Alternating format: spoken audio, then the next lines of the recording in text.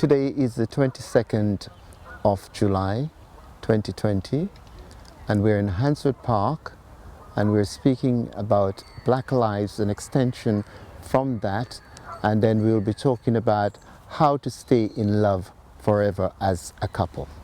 Today is the 22nd of July 2020 and we're in Hansford Park and we're speaking to a nice young lady who was jogging, and we wanted to find out from Black Lives, how do you see now we go about going forward? I think Black Lives Matter, how we move it forward now as a community is exactly that, by moving it forward. I think there's been a lot of awareness, there's been a lot of talk, a lot of marches. We now need to take some action. I believe that, because I'm quite a heavy user of Facebook, and there are quite a few groups on there that are taking action. There's the ones, for example, that are looking at excuse me, more investment opportunities for the black community. There are some groups out there that are looking more at the health aspect of the community. There are some out there that are looking at, our products, our businesses. So I do believe there is action being taken. My only thing I would suggest or say is that I think we need to do it more as a collective. I feel that there are a lot of individual groups, but we're not necessarily working together, if that makes sense. So we need to come together as come together. So everyone that's doing their great pieces of work in different parts of the country, even in different areas of Birmingham, should actually now come together, find similar organisations that they can work with. Now I'm a business owner and I work for an organisation called New Gen Care, and we're actually specifically looking at the health mental of the black, well, it's actually the black elders at first. That's what we're initially focusing on. And we actually are looking for partners to work with us to move it forward. I mean, our slogan is creating a new landscape of care for our black elders, but we recognise that we can't do it on our own. And, since we started over a year ago, we've actually been out there trying to encourage people to come along with us, help us to move this forward. Because not only is it just their care, like in the care homes, it's their care at home. As you mentioned, it's about their mental health, their financial care. It's such a big, wide spectrum of that. So I encourage people to come together, find a similar sector, come together, because as you know, we are greater in numbers, and let's help move this forward. There are a lot of leaders out there, but it's more the younger generation or the next generation that understand the social media aspects. They understand more about how to get their point across in the media, out in the the electronic world. So again, it's about maybe the younger generation working more with what I call the more experienced generation, coming together, us utilising how to use the tools that we have now in this society to actually get our point across. I think that, as a lot of us, I don't want to use living in the dark ages, but a lot of us don't particularly understand social media, or we feel that we don't want people to know our business, or we feel we don't need it. And we don't need it. Yes. But unfortunately, fortunately, we're actually living in that society now. We're actually living in a world where, without social media, would you really know what's going on? So I believe, how do we get out there, collaborative working, building our foundations, and maybe intergenerational working as well. From my own personal point of view, I feel that COVID affects everyone. And yes, as a black society, we actually obviously have our own health risks, like higher dementia rates and that sort of thing. So it's a case of, because it's still new, I feel that I can't give a full justification, if that makes sense. Yes, it does. I feel it's about us having a full understanding about our own health needs, our own health risks, and then obviously putting things into place to or measures in place to not necessarily avoid COVID, but to stop the COVID spreading further within the community. Again, this is my own personal point of view. I'm not really one for statues or like, for example, if I like that statue over there, to me it's a statue, but to me there's no real significance for me on that statue. I don't live by statues. Inside. I live by what's inside. I live by how I treat people, how people treat me, that sort of thing. Love thy neighbour. Love thy neighbour. I mean, there's a lot of talk, and there still is, about the black Jesus, the picture of Jesus that my grandmother used to have in her home, of the white Jesus. Growing up, that didn't really, again, this is me, didn't really bother me, because to me it was about who Jesus was and how he is in my life. If that makes sense. Yes, it does. Not necessarily the picture that my grandmother's got on the wall of what he looks like. It's a case of the characteristics. What does it actually mean? What does Jesus mean, or what does the Christianity mean? I think, again, we're living in a society where we like images, we like to see things, you know, it's like seeing is believing. And I think that sometimes we have to take that step back, because I know through this COVID time, I've had to put down my phone, come off social media, just to give my brain a rest, because the images, the information, there was so much out there that I personally felt that I need to take a step back and reflect, and, you know, just to take time in this moment, because to me it is a moment, it is a time, and everyone's got their own story to tell during this time. Everyone's had their own experience. That's a very good response, because with the COVID, it's made everyone look introspectively at themselves. Yeah. I think so, because I think whatever we do, the first point of call is to look within yourself. Change to me can't happen unless you look within yourself. So, for example, I want world peace, but if the powers that be, don't look within themselves, yes, I want world peace, it's not going to happen. So if everyone was to take a time and look within themselves to reflect, how can I be a better person? You know, how can I work on myself and that sort of thing, to build ourselves up, to build our strength, to build our knowledge, then I believe, no, we can't make a change. So I do believe, yes, it comes from within. Again, it's the visual thing, isn't it? Because it's nothing new that's been happening in the States, in America. But because of the timing, because of what we're going through, I think people sat up and take more notice, because you're always seeing things coming through the press, you know. Yes, it's upsetting. Yes, what can I do about it? Obviously, it's in America. So, you know, I sometimes say, you know, thank goodness I'm not in America, what, you know. But I think that, again, we're in a society where if that person didn't have their phone and actually showed it, would we really have been so hyped up about it? But don't you think that it's been happening in England here as well? Take, for example, the riots that's occurred before, and a lot of black men have been arrested and things done to them that, you know, we don't even know about. It's only now a lot of it is coming up. They now have something to answer to, because maybe a lot of people that it was lumbered, i.e. in jail, or certain things done to them, their life destroyed. And how do we go about letting the government know that we're not ceasing to stop with this hysteria? This must go on. You know, we must continue to fight for what is right and what is justice. I think we're just carrying on doing what we're doing. Just keep it moving. Don't see it as it was for a time. It's about now we've actually had that more thorough awareness of Black Lives Matters. Obviously, it's always matter, but now is a time where it's predominantly more in the press. I think that we should just keep it moving. So. I was going to use a Jamaican slang there. Yeah. Well, it's good. I've just seen on your T-shirt, God Gifts. Yes. Yeah, so I think we'll end from a humanitarian point of view and to say that love conquers all. Love conquers all. God Gifts is really I'm a youth director at my local church. I work with young people. Right. So again, it's about instilling things in the younger generation so they can move it forward. So that's what we're here for, really. Thank you very much. Thank you. Thank you. So we're in Handsworth Park, and we've got this beautiful young lady here who's been here quite some time and would like to give us a history of what's happening to black people and from when she first came into this country, how things have not improved, and how would you like to see things improve? I would like to see things improve, but they're not improving because a lot of us don't know where we are going or where we're coming from.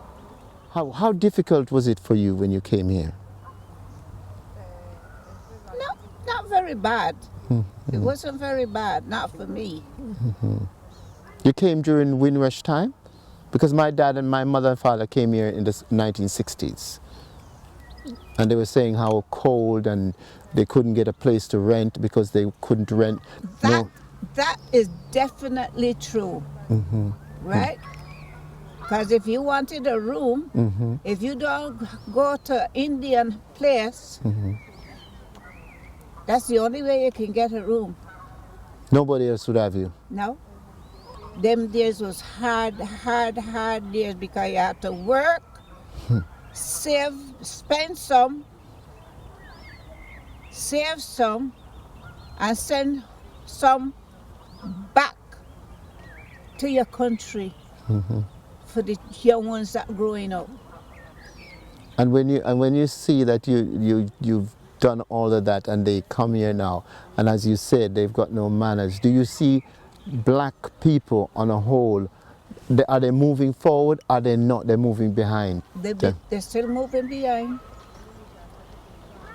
Even with their modern technology that they have, I think they're not. They're not going no further. they're talking about the illness in the news, what it say people should isolate. Do you think that people really should isolate themselves? Do you think it's true? Why should they? Because everyone was born to socialize and mix together. And Yeah, but this corona business that they got knocking about the place, I'd like to know which place it come from. I would like to know which place it come from. Is it coming from upstairs? Is it around? You don't know. it's a mystery. So just going back to and to conclude on Black Lives, do you think that now this has come about, we should continue to move forward and let it be known that Black Lives Matter? Yes. Yes? Yes. Thank you very much. How to stay in love forever. This is a topic that has been tried and tested by so many people. Superstars, footballers, Hollywood stars, they all think that having a wonderful relationship is meeting someone and then all of a sudden that's it. It is very far from the truth. When you first met someone, you've got to know what you're looking for. It is important to know the characteristics of the person that you're looking for, because especially if you're going to have children as well. This may sound a bit corny, but who wants to have children with someone if the relationship is going to be transient? So it's important that this preparatory work is organized in your mind, what you're looking for. Take for example, when you meet someone and you, for the first time, you've got to find out, it seems strange, but you've got to find out their background. Because if you don't know the background, you don't know what you're getting into. And then this might come out later and the relationship suffers and die. A relationship cannot be just about you loving each other. What happens when you're in love and the love starts to fade after 1-2 years? There has to be something to refresh that love and to keep it going and keep moving into the direction. The thing that you must have is commitment. You've got to be committed. If you are not committed to anything, then you will not succeed at it. You've got to be, even a job, you've got to be committed to it. Your career, you've got to be committed to it. So a relationship is based on commitment. And when you have commitment as your first priority and your first goal, at least that is something to move forward. When the torrid times, when the hard times comes, when the time comes that your spouse say things to you that you don't think it's right, you've just got to know that's part of what you sign up for. Life is not all about easygoing, especially relationship. I, for one, like to think that flowers played a great part in any relationship. Some men don't, but I would give them this tip that I believe in having flowers very regularly at home. Not only does it make the home looks beautiful, it makes the person in the home feels that they've been appreciated. We spoke about commitment in a relationship as the #1 factor. But the other things that are very important in a relationship is not only the obligation, but the integrity of the person. Integrity means their moral, their social standing. How do they react when things get tough? You have to look at the integrity, the strength of the person. For example, no one likes when someone is concealing anything in a relationship. That is the easiest way to spoil a relationship, by not being honest, open, transparent. If one partner is open and transparent and the other isn't, there's going to be an unbalance. There's no way that relationship is going to go forward. And lots of people think that money is our finance is the thing that's going to polish everything and makes everything go right. That is so far from the truth, because if it was, so many marriages wouldn't be breaking down in Hollywood, in where all the money, all the glitz are. The marriages break down there the most. So money is not why people are happy and stay together. Happiness. How does one get happiness in a relationship? Happiness is not something you look for immediately. Happiness is something that you're constantly working towards. You've got to make sure that your partner feel wanted, that they don't feel like they're just doing it for the sake of doing it. So happiness is something that's very, very important in a lasting relationship. We were talking about happiness and how a lot of people seem to think that happiness is about money. Well, it's so far from it, as we said before. 10% of happiness comes from your environment. But 90% of happiness comes from your personality. Some people are born happy people, and they cannot be with someone who is unhappy.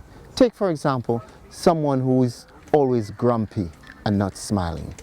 Why would someone want to be around someone if they're like that? That would only depress them and make them unhappy. You've got to be with a partner who generates the same energy to bring happiness about. So happiness is about being with the right partner, with the right characteristics to move forward into that relationship. Anyone can have happiness. You have to have it within yourself to say, happiness is what I am pursuing. It is a pursuit rather than something that you just obtain. So all these commitment, integrity, morality, happiness, inevitable leads to love. And long-term love is different from short-term. You've got to be thinking long-term. Love is not something that you just see and is attracted to.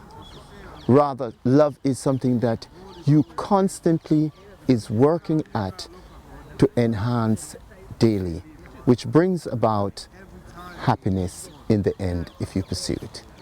Please like and subscribe, and our email address is on the screen.